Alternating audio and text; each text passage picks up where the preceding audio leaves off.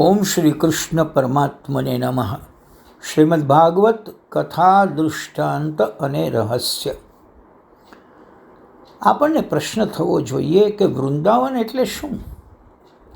શ્રીમદ્ ભાગવતમાં સુંદર રીતે સમજાવ્યું છે. વૃંદા એટલે ભક્તિ અને વૃંદાવન એટલે ભક્તિનું વન. બાળક 5 વર્ષનો થાય એટલે તેને ગોકુળમાંથી ગમે તેવા લાડમાંથી વૃંદાવનમાં લઈ જવો પડે, એટલે તેને ભક્તિના વનમાં લઈ જવું. બાળકને 5 વર્ષ પૂરા થયા પછી બાળક સાથે લાડ ન કરવા. ગોકુળ એટલે ગમે તેવો લાડ અને વૃંદાવન એટલે ભક્તિનું વન.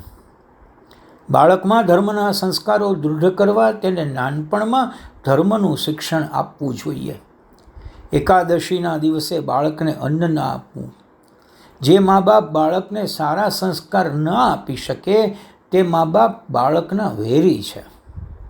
જે મા બાપ બાળકને ધર્મનું શિક્ષણ ન આપી શકે, ભક્તિનું શિક્ષણ ન આપી શકે, તે મા બાપ બાળકના વેરી છે. બાળકના મનમાં કોઈ પણ વાત જલ્દી ઠસી જાય છે. બાળકનું હૃદય કોમળ હોય છે, ત્યારે જે બાજુ વાળીએ તે બાજુ વળે. માટે બાલ્યાવસ્થામાં બાળકોને સારા સંસ્કાર આપવાના, તો જુવાનીમાં તે ન બગડે. કૃષ્ણને ઉપનંદ કાકા વનમાં લઈ જાય છે. જેને જ્ઞાની વયોવૃદ્ધ સંતોનો સંગ હોય તેને પતનની બીક રહેતી નથી. એકલો ચાલવા જાય તો પડવાની બીક રહે છે.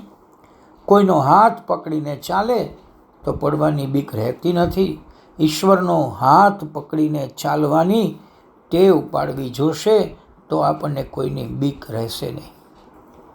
11મા અધ્યાયમાં ભગવાન વત્સપાલ બને છે અને 15મા અધ્યાયમાં ભગવાન ગોપાલ બનીને ગાયોને ચરાવવા જાય છે. જમુનાજીના કિનારે આવ્યા છે. ઉપનંદ કાકા વાંસળી સુંદર વગાડતા હતા. લાલાએ ઉપનંદ કાકાને કહ્યું, કાકા, મને વાંસળી આપો. મારે તમારા જેવી વાંસળી વગાડવી છે. ઉપનંદ કાકાએ કહ્યું, બેટા, મારા જેવી વાંસળી વગાડવા તને નહીં આવડે. હું 40 વર્ષથી વગાડું છું. 40 વર્ષથી મહેનત કરું છું, ત્યારે આવી વાંસળી વગાડી શકું છું. લાલાએ કહ્યું, કાકા, મને વાંસળી આપો. ઉપનંદ કાકા કહે, મારી પાસે એક જ વાંસળી છે, પણ હું તને જંગલમાંથી વાંસ કાપીને વાંસળી બનાવી આપીશ.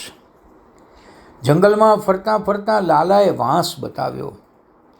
કાકા, તમે કહેતા હતા ને તે વાંસ છે. ઉપનંદ કાકા વાંસ ઉપર ચડ્યા, પણ દેવોએ તો ત્યાં પહેલેથી જ સુંદર વાંસળી રાખી દીધી હતી. ઉપનંદ કાકાને વાંસળી જોઈને આશ્ચર્ય થયું. લાલા, તારા માટે કોઈએ અહીંયા વાંસળી રાખી મૂકી છે. કન્હૈયા, હું વાંસળી વગાડું છું તે જોઈને શીખજે. લાલાએ ડાબા ગાલ ઉપર વાંસળી મૂકી છે. વાંસળી છેડી છે. વાંસળીમાંથી મધુર ધ્વનિ નીકળ્યો છે. વાંસળીનો અવાજ સાંભળી ગાયો હુંબ હુંબ કરતી દોડતી આવે છે. ઉપનંદ કાકાને આશ્ચર્ય થયું છે. આવી વાંસળી તો મને પણ હજી વગાડતા આવડતી નથી. ભગવાન આજે મુરલીધર થયા છે. ભગવાન સુંદર વાંસળી વગાડે છે. સખી કૃષ્ણને પૂછે છે, બજાતે બાંસ કી બંસી, લેકિન બજાના કિસસે સીખે હો. જીવ માત્રને શ્રી કૃષ્ણ બંસીના ધ્વનિથી બોલાવે છે, પણ મોહક વિષયોમાં ફસાયેલા જીવને એ સાદ સંભળાતો નથી. ભક્તિના કિનારે એટલે કે ભક્તિમાં 2 વિઘ્નો આવે. એક વત્સાસુર, જેને આપણે અજ્ઞાન કે અંધશ્રદ્ધા કહીએ, અને બીજું બકાસુર એટલે દંભ. જમુનાજીનો કિનારો એટલે ભક્તિનો કિનારો.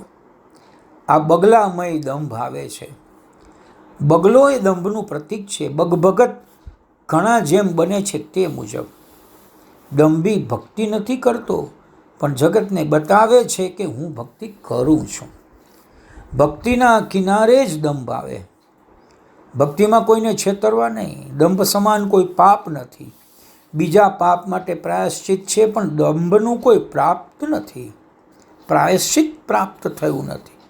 જેનો સ્વાંગ ઉપરથી સારો પણ જેની કરણી મેલી છે તે બકાસુર છે. બગલાની ચાંચ છે લોભ. કીર્તિનો લોભ હોય અને ધનનો લોભ હોય ત્યાં દંભ આવે ને આવે. યમુનાનો કિનારો એટલે ભક્તિનો કિનારો. ત્યાં અંધ આવે, દંભ આવે એટલે ભક્તિ બગડે. મનુષ્ય માયાનો દાસ છે, છતાં જગતને બતાવે છે કે હું મોટો ભક્ત છું. નાસ્તિક સારો પણ દંભી નહીં. નાસ્તિક કોઈને છેતરતો નથી. દંભી બે પાપ કરે છે. એક તો ઈશ્વરની ભક્તિ કરતો નથી અને બીજું જગતને છેતરે છે. જે જગતને છેતરે છે તેને પરમાત્મા ચોક્કસ મારે છે. હરિ ઓમ.